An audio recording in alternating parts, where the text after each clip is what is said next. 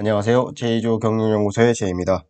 오늘은 책 캐털리스트를 참고하여 사람들의 반응을 얻는 5가지 방법에 대해서 알아보도록 하겠습니다. 사실 사람들의 마음을 바꾸고 이런 관성을 깨려고 할 때는 우리는 흔히 밀어붙입니다. 더 압박하고 적극적으로 설득을 하는 것이죠. 하지만 불행히도 이와 같은 접근법은 반발에 부딪히는 경우가 많습니다.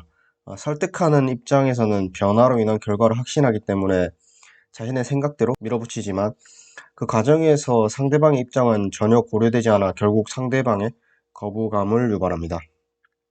우리는 밀어붙이는 게 아니라 촉매를 통해 변화를 가로막는 벽을 낮춰야 합니다. 자동차 속도를 높이기 위해 언제나 더 강력한 힘이 필요한 것은 아닙니다. 때론 주차 브레이크만 풀어주면 됩니다. 먼저 오늘 소개할 5가지 방법을 말씀드리겠습니다. 첫 번째, 리액턴스 효과를 제거하라는 것입니다. 두 번째, 소유 효과를 제거하고, 세 번째, 거리감을 좁히고, 네 번째, 불확실성을 해소하며, 다섯 번째, 보강 증거를 제시하는 것입니다. 사람은 설득에 저항하는 시스템을 타고납니다. 무엇을 하지 말라고 이야기하면 더 그렇게 하고 싶어지는 욕 효과가 발생하는 것이죠. 심지어 원래 자신이 원하는 바와 동일한 얘기를 외부에서 들어도 이런 리액턴스 효과가 생겨서 하기 싫어지는 겁니다. 즉 무엇을 할 수 없다 내지는 해서는 안 된다고 말하면 자기 마음대로 행동할 수 있다고 보여주기 위해 대받아치는 것이죠. 인간에게는 자유와 선택권이 필요합니다. 우리는 자신의 삶과 행동을 스스로 통제한다고 인식합니다. 설사 나쁜 결과로 이어진데도 직접 선택하고 싶어 하죠. 때문에 우리는 촉매를 통해 방어 시스템이 가동되는 것을 막고 스스로 설득하게 만들어야 합니다. 스스로 설득하게 하는 최고의 방법은 메뉴를 제시하는 것입니다. 주로 한 2개에서 3가지 정도 선택지를 제시하는 것이 가장 좋은데요. 이렇게 선택권이 주어지지만 일정한 범위 내 안에서만 행사를 할 수 있도록 하는 것입니다. 그러면 선택지의 문제점을 따지기보다는 그 중에 뭐가 최고인지를 따지게 됩니다. 다음으로는 무엇을 하라고 말해주는 대신 물어보라는 것입니다. 뭘 해야 한다고 말해줘봐야 별로 효과가 없습니다. 무엇을 원하느냐고 질문을 해야 합니다. 이는 상대방의 관여도를 높이는 것인데요. 타인이 제시한 답을 따르기는 주저해도 자신이 찾은 답은 쉽게 따릅니다. 자신이 바라는 대답을 상대방이 직접 말하도록 정교하게 질문하는 것이 핵심이 되겠습니다. 다음으로 생각과 행동의 차이를 알게 해야 하는데요. 자신의 신념과 행동이 서로 어긋날 때 사람들은 불편합니다. 자신이 옳다고 생각하는 행동과 자신 실제 행동을 비교해보게 함으로써 행동을 변화시키는 것입니다. 마지막으로 상호 이해의 분위기를 형성하는 것인데요. 사람을 변화시키려면 우선 상대방의 이야기부터 들어야 합니다.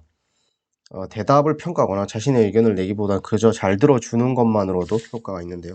노래나 협상가는 다짜고짜 자신이 원하는 바부터 얘기하지 않습니다.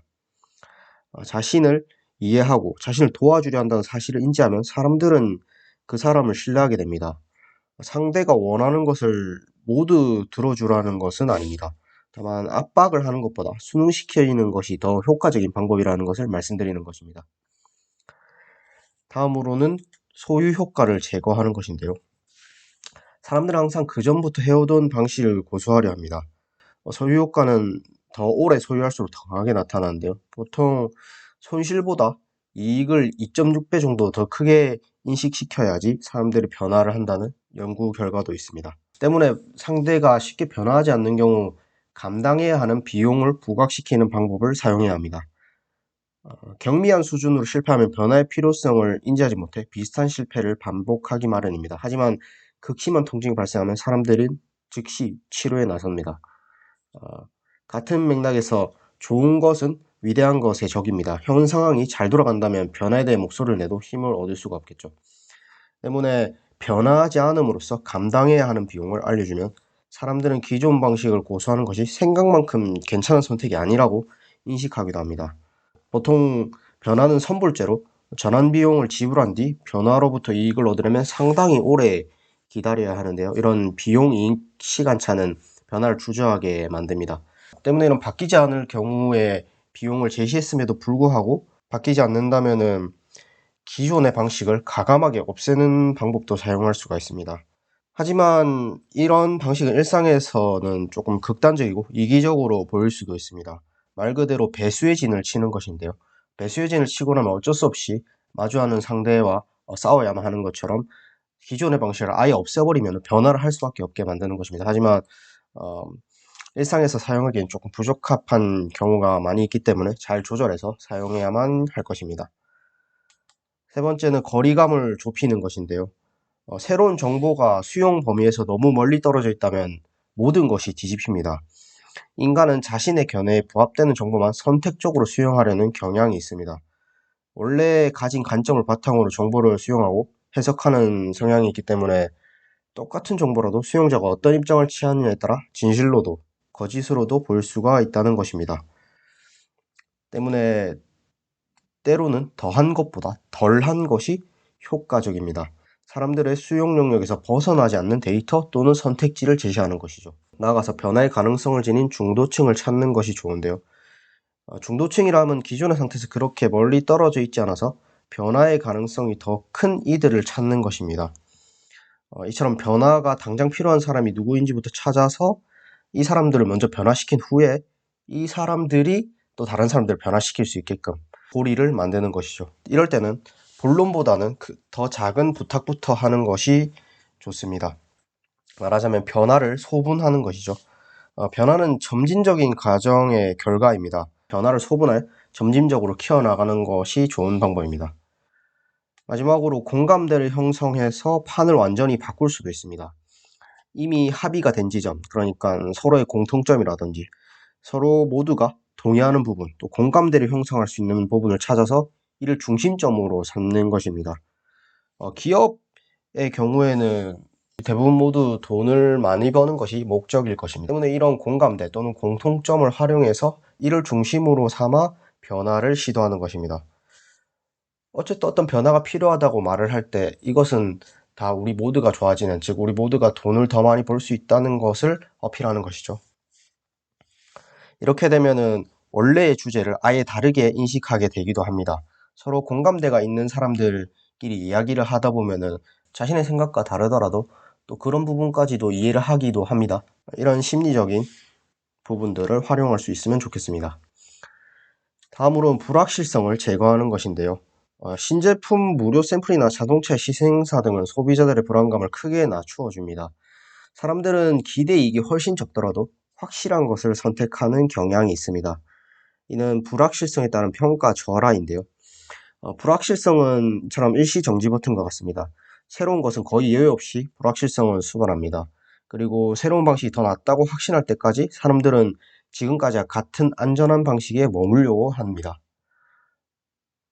이런 새로운 것의 확산을 결정하는 가장 중요한 요소는 시험 사용 가능성인데요.